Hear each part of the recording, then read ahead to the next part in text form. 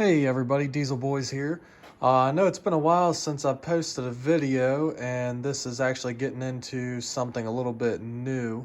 Um, I haven't been able to run across really anything on just a typical Google search or YouTube search. There might be one out there somewhere, but I just want to take a minute and show you guys this. I had a couple of buddies of mine that were wondering how to do it. It's going to be for your oil filter relocation kit and for your oil cooler. This is a S14 240SX, and it does have the SR20 DET swap in it. And there's some videos out there that show you stuff like how to install the Tommy block plate, and there's none that are really out there that actually show you how to really set it up, where the lines run, your inlet and your outlet from your block. There's just a couple that are basic like that. And granted, this might be a little bit harder for you guys. I'm in the process of doing some other stuff to this right now. As you can see, the water pump and everything's off of it. I got my support bracket off over here, so it's making my job a lot easier. If you want, pull your alternator off. It will make life a lot easier, rather you're trying to get it from underneath or from the front like what I'm doing. But see if you can see in there, that's where your factory oil filter block sits, and the factory ones are kind of prone to crack. But just give you a quick shot of that. And again, taking your alternator off does make this a lot easier. But anyway, so that's where that goes. There are 4 bolts that hold it on, and when you get these kits, you can get them for the oil filter relocation kit, the oil filter relocation and oil cooler. There's several different types of kits that you can get.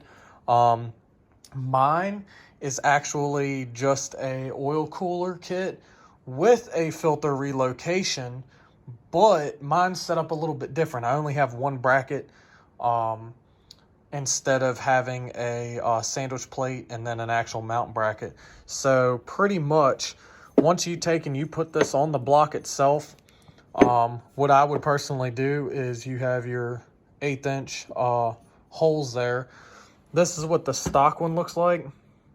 I would personally recommend to go ahead and pull this off and go ahead and stick it on one of these fittings.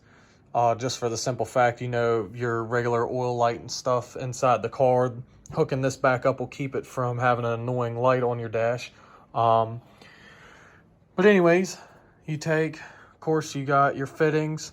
I personally would Teflon tape these, just for the fact that you get, for example, an eBay kit one, or even if you get Tommy, I would honestly still throw some Teflon tape. They say that this side, because it's got that flare on it, you don't have to.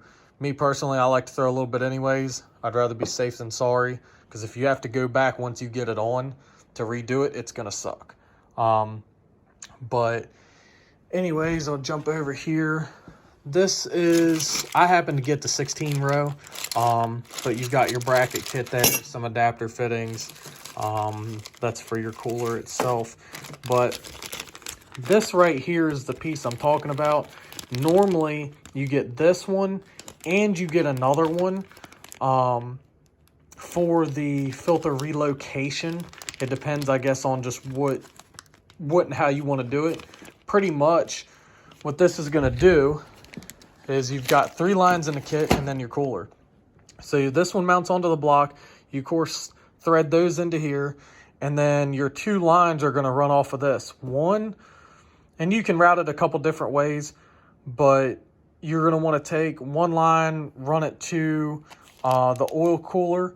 Then you're going to want one coming from the oil cooler into this, and then the other port in this is going to run back into here.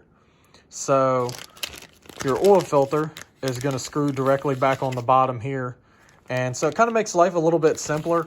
It does come with these little block off nipples. You can take, and you can see those in there. Those are the same size. It's just, like I said, I'd recommend putting the stock one back on this itself, and then run, you know, one of your little block screws in the other hole. And then if you want to do like an oil pressure sensor or temperature sensor, which I'm going to happen to run actually both, you can run those right here or there. It doesn't really matter. But anyways, this is one of the simple kits. So pretty much you got 2 lines. It's pretty much just go come straight out of the block to the oil cooler, back to the filter, and into here. Like I said, there's another one they make with a sandwich plate. I don't really care for that too much just because it's prone to more leaks. But there's several install videos of this out there, so I'm not going to actually show the full install video of this. It's kind of self-explanatory. Like I said, there's some other videos out there that actually show it, but there's none that actually really get down and show you where it goes and what it looks like. A lot of guys will set the camera down and, you know, they'll show like the after product with the line sitting there. But to get this straight on view, the lower right hole is going to be your outlet. The top left is going to be your inlet. So pretty much your bottom right hole is what you're going to want to run to feed. If you want to run your oil, say you want it to go through your filter before it hits the oil cooler, then you take that lower right one, connect it to your oil filter setup, then run it through your cooler. Or if you want to take and run it through your cooler first, you take and run that bottom right one to your cooler, and it'll filter it back up through. Then it'll hit the oil filter, yada, yada, yada. You guys get the point. But I just wanted to, again, make this because there's really nothing that I've ever seen out there to actually show like the actual location of it, so forth and so on. I'll show you guys one more time. And again, the lower bottom right is your outlet, and your top left is your inlet. So wherever you want your feed line to go, you're going to want your bottom right. I was able to actually call a couple places, and I was actually able to find out which one was the inlet and outlet. But yeah, bottom right is outlet, top left is inlet. Anyways, guys, just wanted to show you all that, give you all a quick tip on it. Hopefully this helps some of you guys out there that might be new to the S14 or the SR20 swap, or just kind of in general, if it's something that you don't really know about, you're not familiar with. Hope this helps you guys out.